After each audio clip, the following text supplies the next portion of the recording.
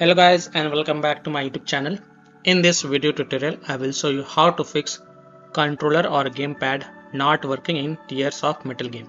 So without wasting time, here follow the steps mentioned in this video very carefully.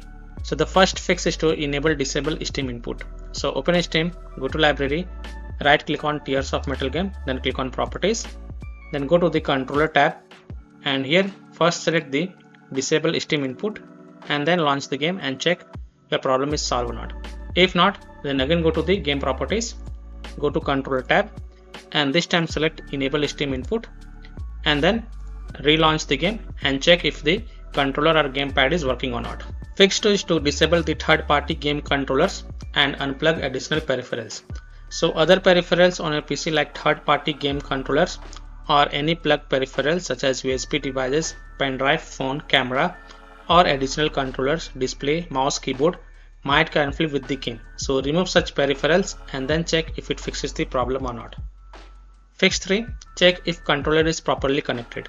So check and make sure that your controller is connected properly to your PC. Wireless controller, check if it is paired correctly. Wired controller, try plugging it into different ports and then check. You can also test your controller on different systems to identify the problem. Fix 4. Use a wired controller. This is an alternative solution.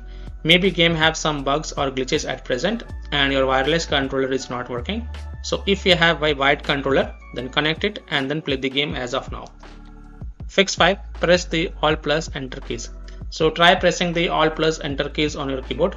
This simple trick can sometimes help to fix the problem. Now check if the controller or gamepad is working in Tears of Metal game or not.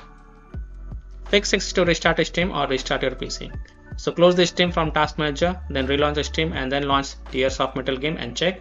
If that doesn't help, then restart your PC, run launcher as an admin and then check. So I hope by following these fixes you can easily fix gamepad or controller not working in Tears of Metal game. So that's all for this video.